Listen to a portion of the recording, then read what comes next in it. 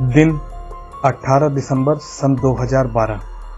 स्थान राजस्थान का एक खूबसूरत शहर जोधपुर। एक आम दिन की तरह उस दिन की भी शुरुआत हुई थी, लेकिन उस सुबह करीब 11:25 पर कुछ ऐसा हुआ जिसे जोधपुर के लोग कभी भूल नहीं पाएंगे।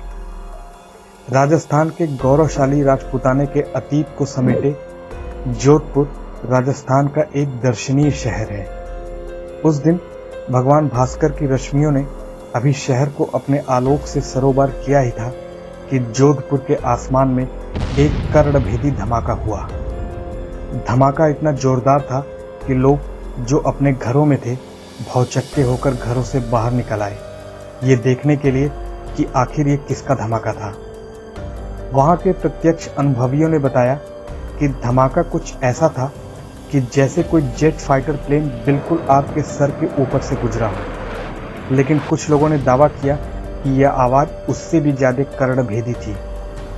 लेकिन सबसे बड़ा रहस्य उस आवाज के स्रोत यानी सोर्स का था, जो कि वहां था ही नहीं। यानी उस कर्णभेदी आवाज का पता लगाने जब लोग सड़कों पर और मैदानों पर आए तो उन्हें वहां ऐसा कुछ भी नहीं दिखा जो इस बात की गवाही दे सके कि ये आवाज उससे आई थी। यद्यपि ये आवाज एक अत्यंत भीषण विस्फोट की थी, लेकिन इस विस्फोट की आवाज से ज्यादा इस बात ने आतंक मचाया कि उसी समय इस रहस्यमय आवाज के बाद जोधपुर की जनता के मन में यह बात स्ट्राइक की कि दुनिया के अंत की शुरुआत हो चुकी है। ये बात सर्वविदित है कि माया सभ्यता के कैलेंडर की भविष्यवाणी के अनुसार दुनिया के अंत की तारीख 21 दिसंबर 2012 तय हुई थी। आज हम सब जानते हैं कि ऐसा कुछ नहीं हुआ था और ये केवल एक परिकल्पना साबित हुई। लेकिन उस दिन यही भविष्यवाणी साक्षात आतंक का पर्याय बनकर जोधपुर के लोगों के दिलो दिमाग में छा गई। इस एक रहस्यमय आवाज के बाद थोड़ी ही देर में अफवाहें भी फैलने लगी। कुछ लोगों ने कहा कि यह विस्फोटक आवाज एक नए किस्म के युद्धक विमान की टेस्टिंग है, जो आवाज की गति से भी काफी तेज गति से चलता है। कुछ लोगों ने यह बात भी फैलाई कि शहर से थोड़ी ही दूर स्थित सेना के आयुध भंडार गृह में रखे गोला बारूद में विस्फोट हुआ होगा। हालांकि सेना ने ऐसी किसी भी घटना से साफ इनकार किया।